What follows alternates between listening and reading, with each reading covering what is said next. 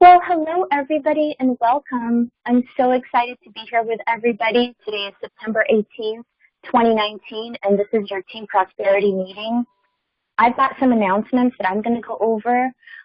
Some of the stuff you might have already seen, but we're very blessed to have a lot of brand new people coming on, so I want to make sure that they're aware of the announcements. And then I'm going to bring up Mike. I can't wait for his presentation. It's going to be great. So we'll go ahead and jump right into it. Let me pull up my announcements first. It's a very exciting time right now in the company, on the team, and I hope in your business. We're always here to help you, and I appreciate everybody that's taking the time today to listen to the training, to be on the meeting, as well as to take the time to listen to the recording. So a few things. Life Insurance Awareness Month. We're already in, day 18 of September. If you're not talking to people about this, this is a great time to talk about life insurance in the month of September. There's always some kind of cool contests, bonuses. Every single month right now, Transamerica is paying for people who are helping the most families in each different contract level, which is amazing. Hawaii is happening. Ireland is happening. All the fees for E&O and platform are going down, fully rebatable if you're writing any business, zero net, all the way up to SMD. It's very, very exciting. And then Eric Hahn, our regional wholesaler from Transamerica, is going to be doing our next Wednesday training. That's this upcoming Wednesday, September 25th. And based on the vote, he's going to be teaching on the Financial Foundation IUL Masterclass. So definitely looking forward to that next week.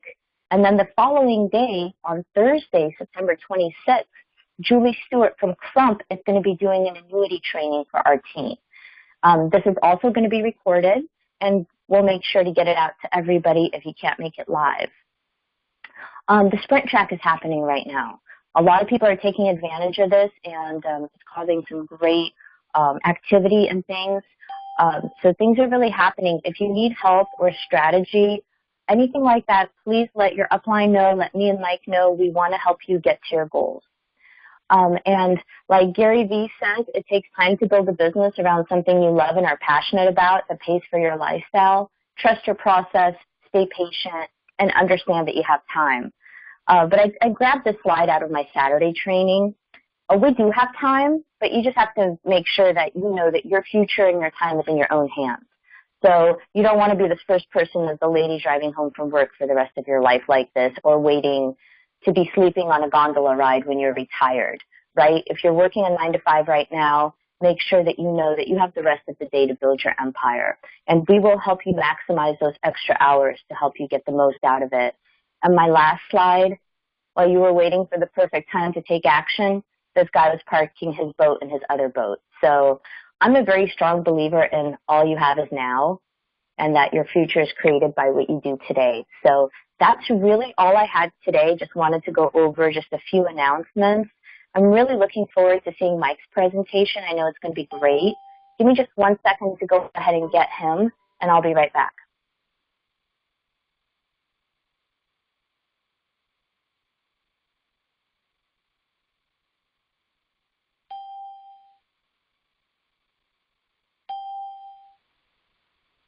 Guys, today we are in the exhibit hall in the virtual financial section of the exhibit hall. So understand that your virtual environment has a lot of different rooms, a lot of different meetings areas. So you want to kind of explore there, see what's there. And in all these exhibit halls, there's things you can pick up. And down here, you've always got your briefcase. Anything you ever pick up inside the virtual environment that you want to take out and put in your briefcase, it's right there. So I encourage you guys to go and explore the virtual environment, see what's there. This is the exhibit hall, specifically the virtual financial part of the exhibit hall. So let's talk a little bit about our businesses, guys. There is a lot going on right now, a lot of good stuff going on. And if you've been here for a while, you realize that the announcements that we have, overwhelmingly all the time, great information. So very rarely do we get hit with information that is negative for our business. You guys are at the right place, the right time. Everything's lining up for you guys to make an incredible next 36, 48-month run at this business and build something incredible. what you have to imagine is, what is your ripple effect? Are you going to throw a little pebble into this lake, or are you going to try to unleash a boulder and have the ripple effect stretch very far, nationwide? My goal is to build a portfolio of digital agencies that pays me passive income that I can walk away from for the next coming decades of my life. So you guys have to understand and visualize what you're trying to do here. Not a small ripple, a giant ripple effect is going to create the kind of cash flow that you're looking for. The 12-week year, we are, getting into the later half of the 12-week year. It's applying the system with your vision, with your goals. And then when you look at what we have, a digital strategy with the tactics and the activity. So if you're participating in the 12-week year, I really appreciate your participation. We're getting a lot out of the WAM groups. If you're not participating, a new one will be coming up soon if you want to participate. But even if you're not participating, you can still follow the same principles and guidelines and get yourself into a mindset where each day you're trying to extract the most value you can. And in doing that, you accomplish over a very compressed time frame what most other people don't even accomplish in a whole annual or year-long basis.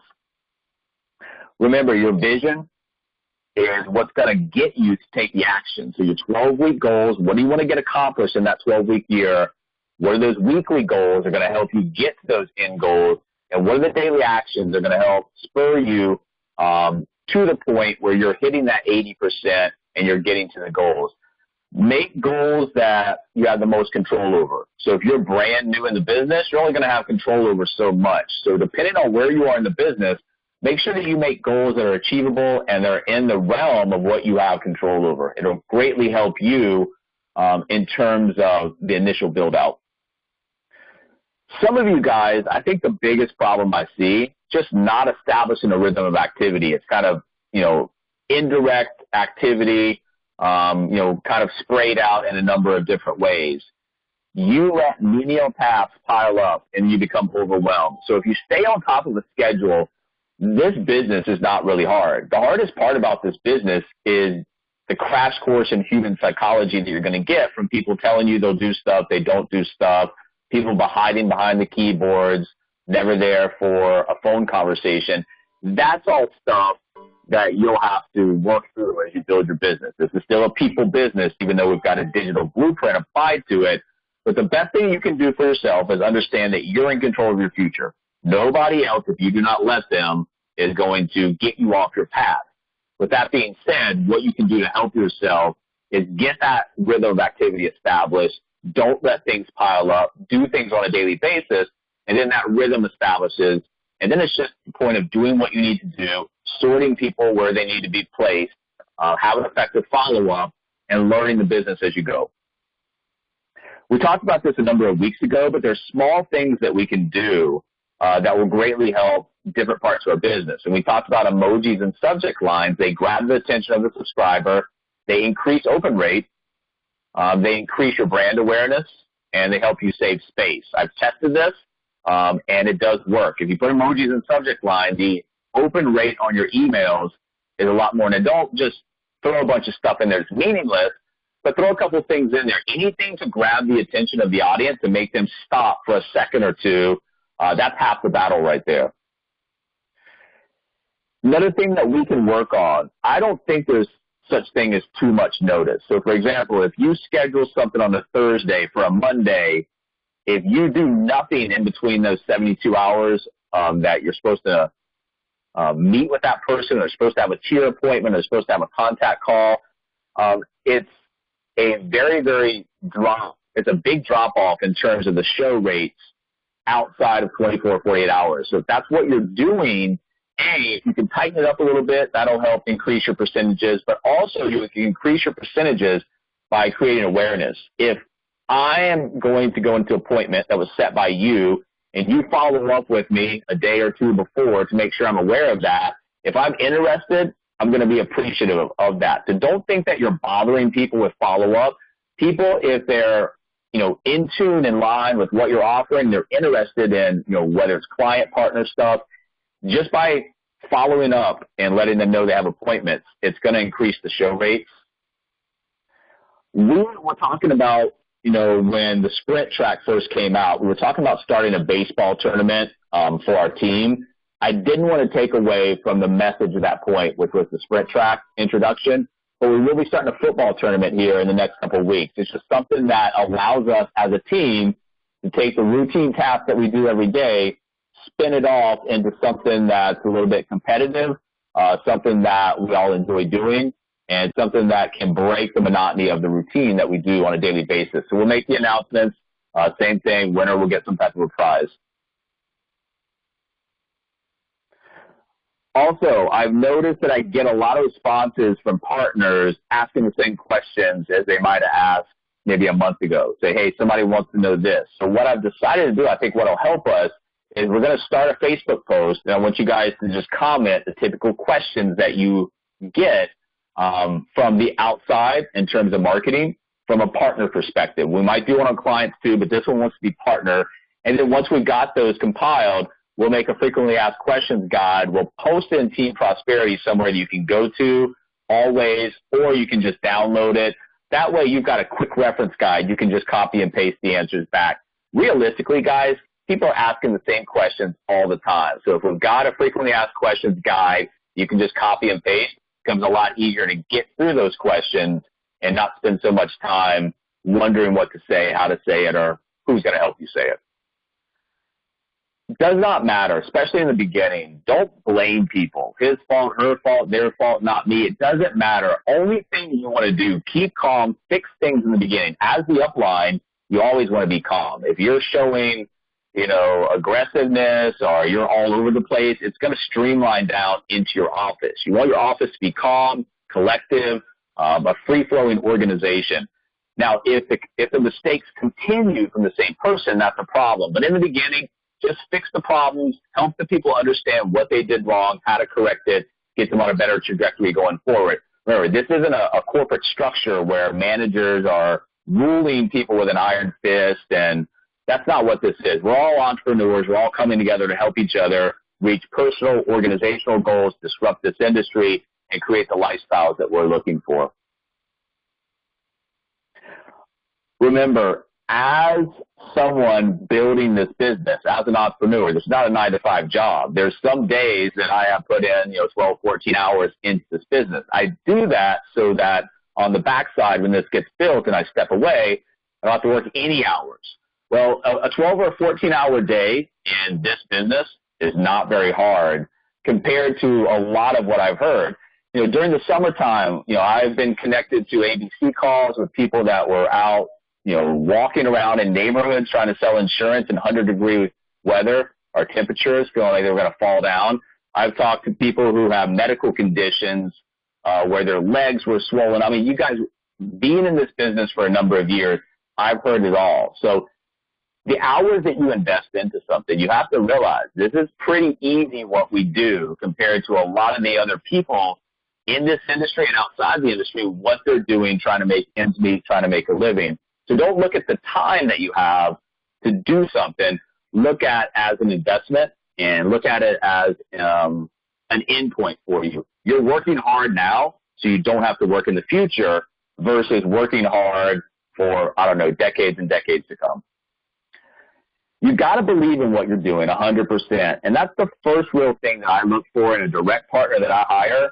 Do you believe in what we're doing? Do you share our vision? Do you have motivation? Do you have a work ethic to get it done? But in some way, you've got to believe that what we're doing is changing this industry, changing the way these agencies are built, operated, and managed, something bigger than just yourself and your goals. You've got to have a mission. You've got to believe in something.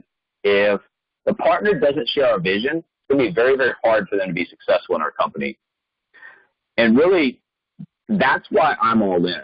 I believe that this is an enormous opportunity for myself, for you guys. That's why I'm fully committed. That's why Alana and I gave up so much to be part of this. I'm invested in the qualified opportunity zone right now that I think is going to build a business that's going to make the rest of the industry's head spin. So if you're going to get behind something, be committed to it. Don't go halfway in because you're going to get the results that you expect from going halfway in. Go all in. Do this. We're coming to the point now where the other disruptors in other sectors, industries, models started to take market share. You've got the book coming out. You've got all these things that are working to your advantage and on your side. Take advantage of it, but go at this. You've got digital marketing opportunity, which is where really as a macro kind of point of view, that's where a lot of, over the last 15, 20 years, that's where a lot of the action's been. You're applying digital marketing to a very large industry. You have a huge client need. You have a distribution model that will allow you to build a cash flow asset that gives you business ownership with no point of resistance and no barriers to entry. A lot of things going on. If you learn that language and verbiage and you say that to the right people, it's going to attract the right people. If people don't understand what you're trying to tell them when you use language like this, probably not the right partner to begin with. And really don't worry about what I'm doing. I say this from the outside world. Worry about why you're worried about what I'm doing. This is a major industry, major disruption. Most companies and most individuals in this industry are not prepared for the disruption that's going to happen over the next 2 to 5 years. And if you're not, I consider you herd mentality, and you're going to pay the price for that. So you are on the forefront of a major disruption. Understand that and get behind it in a big way. A disruptor changes the environment or space so it's never the same again. And when you talk about changing an industry that's large and you talk about market share on the move, there's a tidal wave or a tsunami of money that will follow that. So if you put yourself and your partners in the right position, when this thing really pops and goes viral and hits that exponential growth, you've got the infrastructure in terms of what you laid out to absorb that growth, and you'll be in the best position to gain the most success and reap the most rewards off of that. I look at this as a digital land grab. So that's your territory. What are you going to set up? How big are you going to grow this? Remember, no one's going to come to you and say, hey, I saw that you're setting up West Coast operations. We need $250,000. We've got to set up some offices over here. Tens of millions of dollars in infrastructure is laid out for you. You set up offices and agencies wherever you see fit, wherever you can get good partners. And ultimately, when you look down at this from a macro point of view one day, you're going to see these dots pop up. I've got offices here. I've got offices here. I've got offices here. And you're going to have a nice portfolio of digital agencies that are paying you very well. If you want to be in the 1%, you've got to do things the other 99% want. And that's important. And you can see to be a 1%er, you have to have adjusted gross income of about 480. There's a lot of people on this platform making high 6 figures, 7 figures. We've got some people making 8 figures on the platform. But to get there, you've got to step out of your comfort zone. You've got to understand what needs to be done, and you've got to be aggressive in the marketplace. If you guys are waiting on partners and clients just to get back to you on information you've sent out, it's not going to happen. You've got to be the aggressive person in the marketplace, and you've got to go out there and you've got to resolve the leads. Remember, you're not rebuttaling, you're not convincing, you're not explaining on the partner side, but you are following up to resolve the leads. If a lot of your leads are getting dumped for non-communication, you are leaving business growth on the table. We've got a financial literacy problem. We've got a digital business opportunity. I mean, those two things together should pique the interest of a lot of people that you speak with. We've got a How Money Works nationwide financial literacy campaign that's going to start with a book release and media tour. Once again, you don't have to go to all these TV stations. You don't have to do all these interviews. TCBO's going to do it for us. But you guys at Virtual Financial are in the best place to absorb the growth that comes out of the 100 million Americans this book tour is going to get in front of. And why is that? Because that's our mission. No one, I can't say no one. There will be some people, but overwhelming majority of the population that you get in front of with this message, you're going to get a positive response. They're not going to say, hey, screw you and your financial literacy campaign. People understand this is a problem. We are a superpower, but we're ranked only 16th in the world in financial literacy. So that's our mission statement. We aim to go out and teach people how money works. The sprint track, remember, is for you guys that are already in. You've got to the end of October to get this done. Your new people coming in, when they finish their training, they do have the 90-day clock set for the quarter, which they can attain this. You guys should be working with the people who are actively trying to get this done. And when I say working with them, sitting down, showing them where they are, showing them what they need to do, because it's very important. If it's all just guesswork, you're not going to have as many people succeed. If it's pinpointed, direct activity, when they know I need points, I need partners, I know what I need to do, you stand a far better chance to get your partners to that point, which is going to help your organizational growth and your portfolio of agencies as well. And this is what it looks like. I posted this in the Facebook group. This is something that we asked Mike and Chris for. I think Thomas Parkinson made this up. But, this is all laid out. What are you doing? Where are you at any point? Just like our team tracker can show you where your team's at any point, this will help you on the sprint track, show you, Joe Smith. This is where you are. This is how far you are into the deadline. This is what you need to do. What's your plan of action? How can I help you? Remember, if people understand what they need to do in a more specific, concrete way than just general overall talk, it's going to help them. Spend a little bit of time each day becoming better at what you do, whether it's a marketer, manager, consultant, whether it's a combination of all three that you do. If you spend some time in education, self-development, professional development, it will pay huge rewards on the backside, not just for your immediate growth of your business, but the more you learn, the more opportunity you have to pass down that knowledge to generations under you, get them off to a quicker start, which gets everybody to their endpoint a lot sooner. And remember, the Virtual Financial University, if someone wants to go in and learn about the tier system, watch it over and over and over again, they do have access. For us as managers, it allows us to concentrate on, fostering business relationships, doing what we need to do on a daily basis versus having to go over, what's a tier 4. It's on the back end. As long as somebody has completed a phase exchange, participated in their own launch campaign, they can have the password to this, go back there, and learn the system, basically A to Z. One of the things that I do and one of the things that I think will help you grow a better agency is to consume information. And the way that I do that so that I don't get overloaded in my Gmail that I use is I've got an old Hotmail account, and I don't use it anymore. It's still active and open. But what I do is if I see a report that I think could benefit you guys, a case study, a file, a guide, anything, I'll use that email and I'll get the guide and I'll put it in a folder, and then sometimes when I think it's really good, I'll post in the Facebook group. So accumulate information that can help you and your partners in all aspects of the business, whether it's social media, whether it's recruiting, whether it's marketing, anything that you compile that can help your team.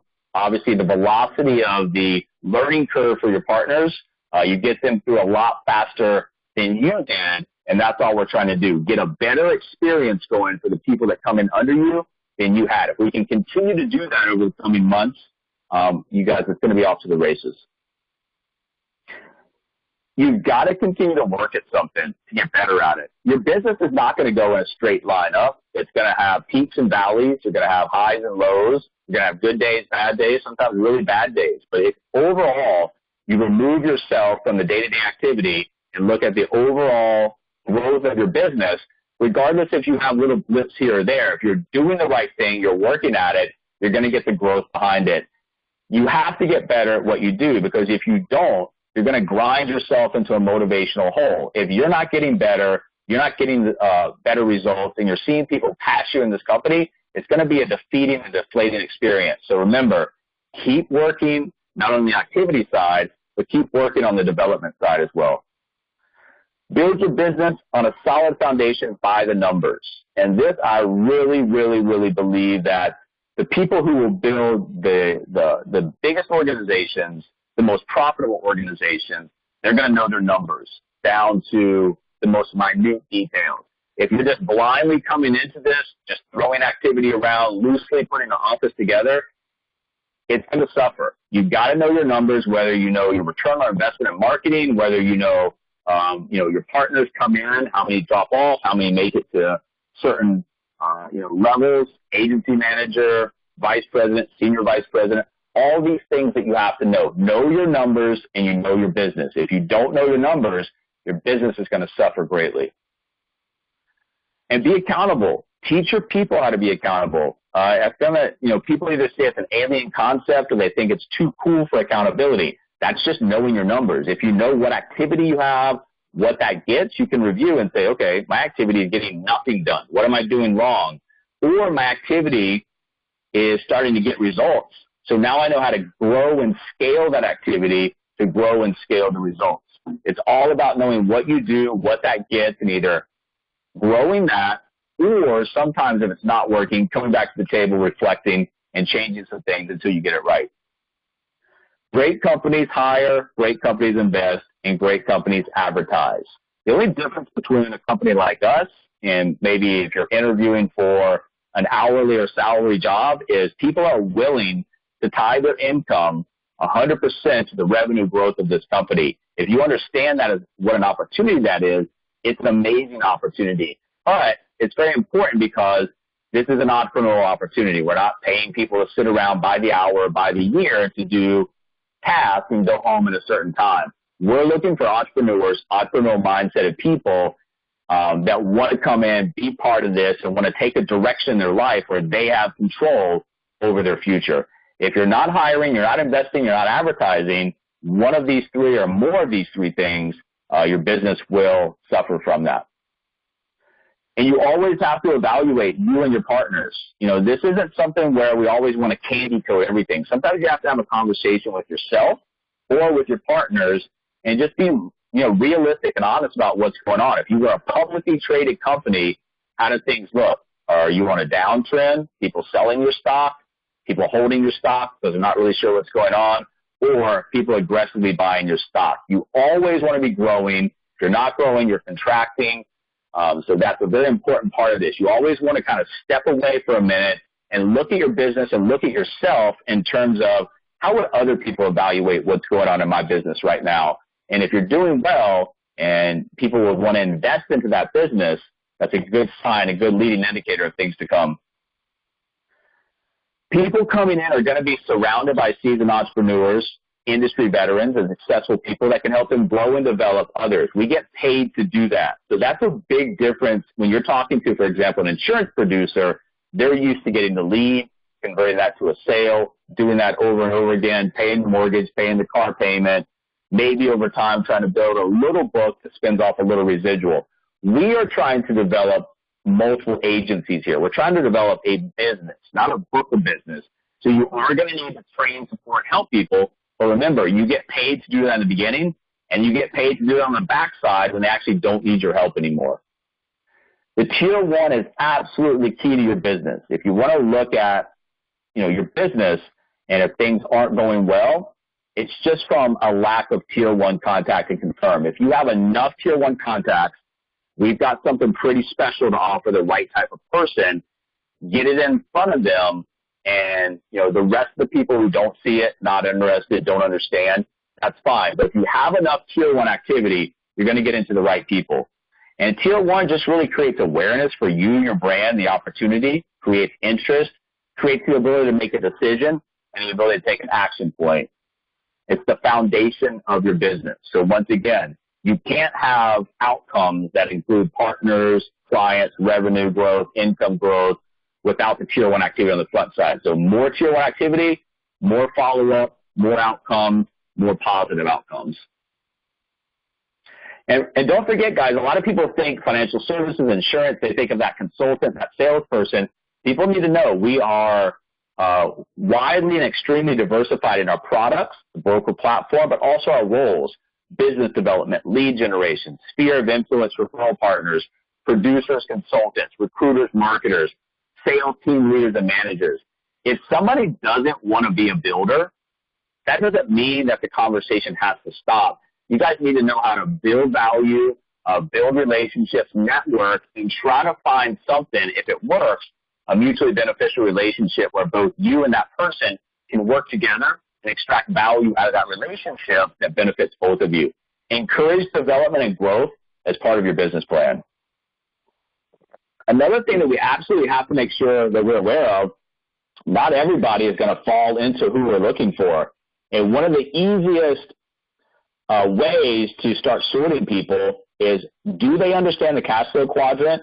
Where are they on the cash flow quadrant? And are they happy where they are? Or are they looking to make a move over to the right-hand side? Somebody has a job and they're happy. They're good with trading their time for money, have no leverage. They're happy there. It's fine. It's what makes the world go around. They're not a good person to continue the conversation with. If it's somebody that's self-employed, they own a practice or a little small business, most of the small businesses in America are run by one person or just a handful of people.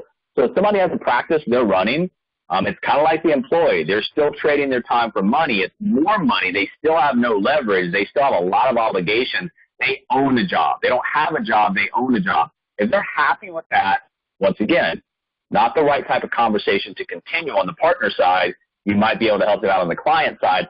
Ultimately, what we're looking for is people who already understand that owning a system and having people work for you creates leverage, and they're already there and wanting to go further on that side of the quadrant, or it's on the left-hand side as an employee or self-employed, and they're looking to make that move over.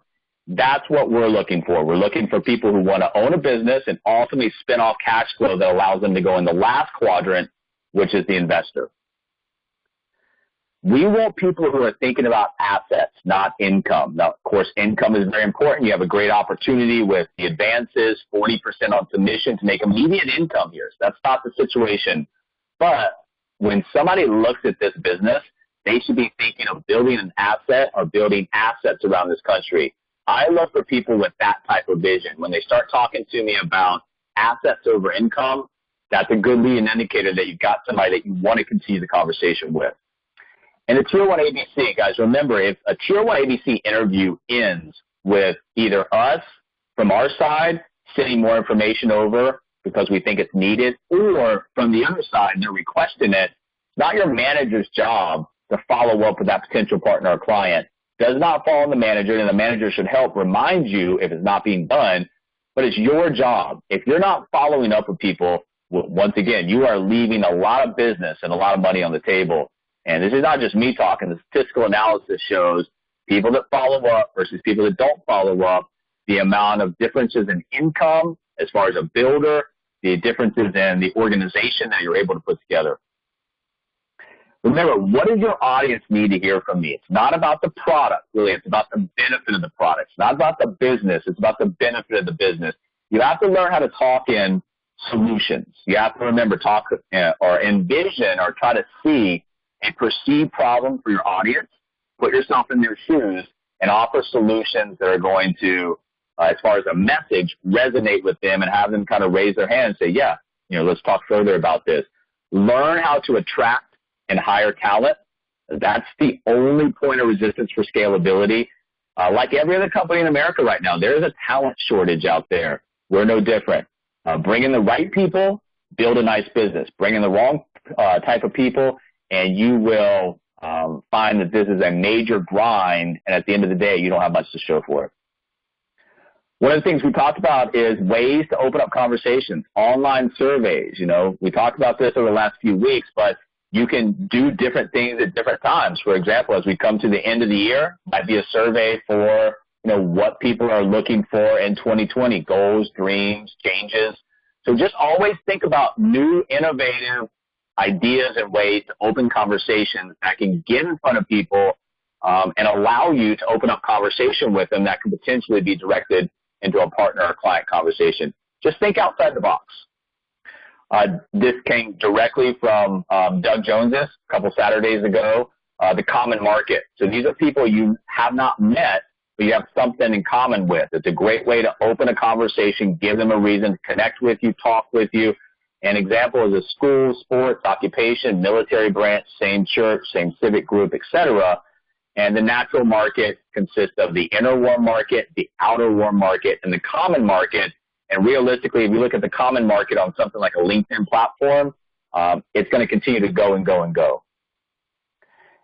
And really all you're looking for is a bridge of connection, giving them some way or some reason on the other side to say, oh yeah, he went to my school, or he did this, or he did that. People like people who are like them in some sort of way. That bridge of connection will almost always buy you at least 2 minutes. You've got a decent script. You've got a landing page. You've got a nice message with the financial literacy campaign.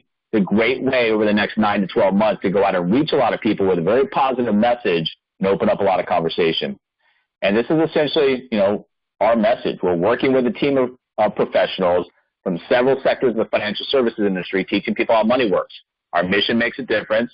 America is ranked only 16th in the world on financial literacy.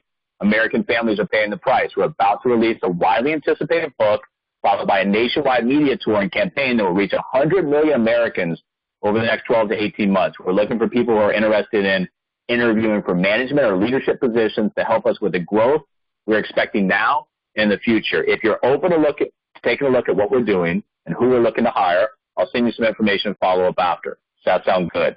Very easy script, no matter if I'm here one day or a number of years. It's a very easy script for anybody to understand, anybody to go out in an open marketplace with and try to open conversations. Once again, linked helper is a personal choice. Some people use it, some people don't. But if you are using it, make sure you're using it effectively. Make sure that when you build a list in helper, that when you're searching for people, it corresponds to the same list. Don't start a list and call it realtor and then search for insurance agents and put that in the list. It's going to ruin your ability to talk to those people as they are. So you collect a bulk number of profiles. You have a personal invitation. You have a thank you for connecting message, couple value-based messages, business intro, product intro. But once that initial cycle is done, you have the ability to go back and revisit that list 30, 60, 90 days, whatever it might be, with periodic intervals and messages that go forward with different types of messages. So once the initial communication cycle is done, you have that list that you can go back and revisit at any time that you want. It's simple. Step 1, Step 2, Step 3. We laid it out in the YouTube channel as far as the videos. And basically you are collecting, selecting, and inviting. You are thanking them, and you got messages to first connections. Once you establish the rhythm on this, if you choose to use it, it saves a lot of time, and it gets a lot of people into a pipeline of communication. And then from that point, in the list or the source manager, you've got where you want to pull the data from and where do you want to send it. So, for example, this was a thank you message in my entrepreneur list that I used as a source to basically go and send my first value-based message. Now, what I did after that, you're going to see, is take that same source, but now it's going to take that same list that we had as the target, but it's now the source. So source, target, source, target, source, target. It's all about where do I want to pull the data from and what do I want to send them next. Automation frees up a lot of time. We talked about this in the WAM group several weeks ago. David Colwell said he estimated this frees up about 7 hours out of his week. Well, if that's the case, make sure if you're using an automation tool, those hours that you do save every week, you invest that into something that's going to be beneficial for you and your business. Getting quality traffic into your funnel. This is the top of the funnel. You guys need to know how to attract the right type of people, get the wrong type of people out of the funnel quickly. And then as you go to the middle and the bottom of the funnel, you need to have ways with positive interactions with potential partners that sets up great communication. It's not all about just getting in front of somebody with a business message and immediately trying to cram that down their throat. It just doesn't work. It comes off as very spammy, and people will not only ignore that message, but they'll start to ignore you as a whole. So you've got to create some value-based interaction, positive interactions with people that allow you to do what you want to do, direct the conversation, but you've got to have a little bit of prep work before you do that. And you can see right here that, a lot of people, they give up very, very, very easy. Some people never go past the first contact. In the business world, follow-up is where it's at. And if you've got a follow-up system where all you've got to do is go in your CRM, see what you sent last time, send the next step, and you've got 9 or 10 of these follow-up steps, which we outline in the prospect communication schedule, it becomes very easy. If you go into your CRM and look at this file, say, what do I send next? How do I send it? You're wasting time. Get something that's automated, robotic, that's easy to follow, and get in front of these people several times. Doesn't necessarily make the person on the other side any better of a lead. It allows you to resolve that lead instead of eventually dumping it for non-communication. You're an educator. Whether you are a marketer, manager, consultant, whether you're dealing with partners or clients, ultimately you're an educator. So you have to remember that. One of the things that you want to make sure you understand is that when things happen in the world and you're able to talk about it, it gives you kind of a level of expertise. And when people think that they are talking to somebody who knows what they're talking about, they want to continue the conversation. For example, think Monday of this week when the Saudi oil fields were attacked, the oil futures market was up 20% intraday. It's the biggest move since 1991 when Saddam Hussein invaded the Kuwaiti war was going on. So you've got to remember, as things happen, if you can tie that into what you do, your message, your marketing, your branding, people will start to say, hey, this person actually knows what they're talking about, and they'll start to send you messages. They'll start to ask you questions. So remember, it's all about getting in front of an audience, engaging that audience, influencing the audience, and establishing yourself as some type of a leader or a person of expertise. You know, when Angelo talked to you guys, I think it was last week for a few minutes, one of the things that he says is simple question. You know, Mr. or Mrs. Client or Mr. or Mrs. potential client, do you think taxes are going to be higher or lower in the future?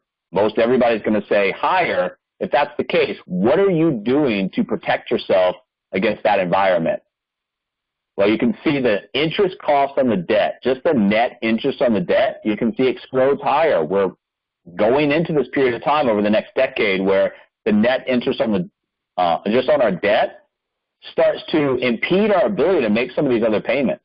You can see that healthcare, military cost, interest on the debt is third. When this starts to balloon up, you know, things are going to happen. Services will be cut down, taxes will be higher. How are you prepared for that environment? That's our question for potential clients. And if you have no idea, definitely need to sit down with somebody and talk about it and get a game plan together.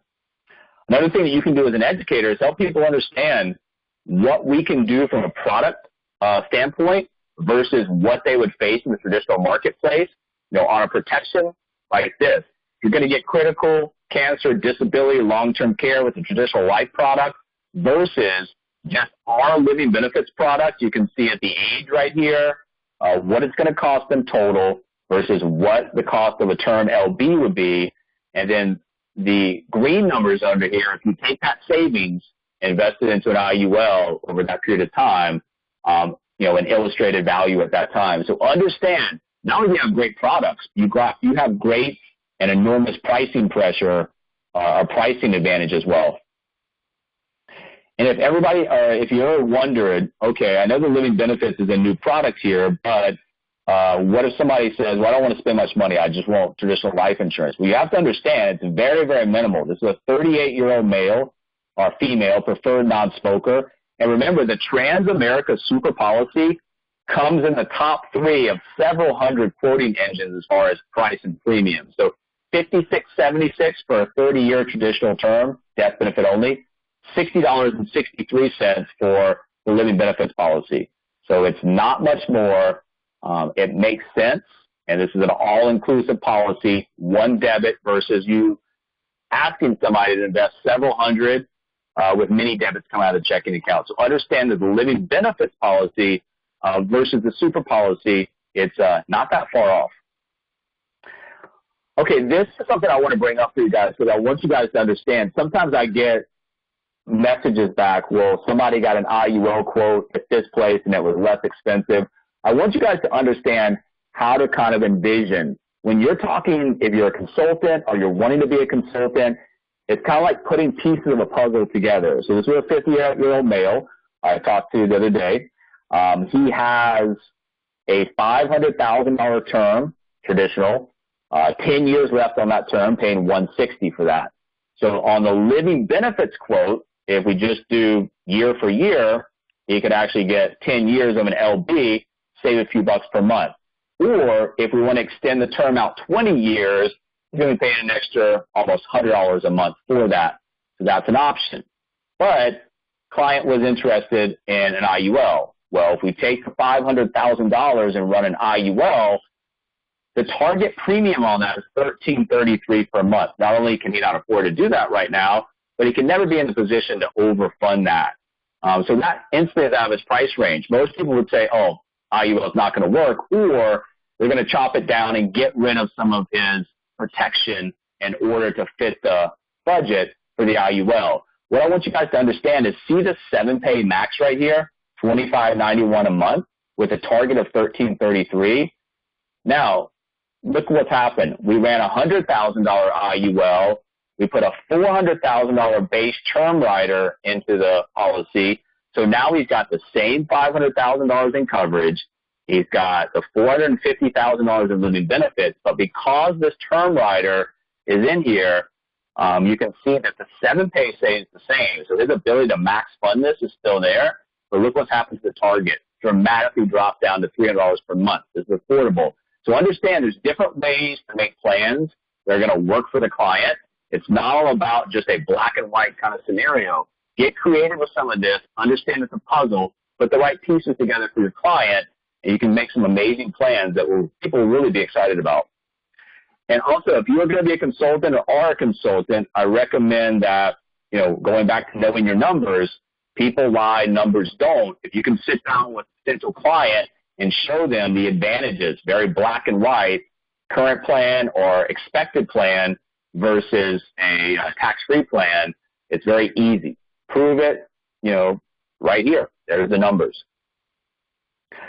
And the last thing I'm going to leave you guys with today, let's see, we're a little bit earlier than normal, which is good. It'll allow us to have some time if you guys have any questions or you want to talk about anything when we open this up.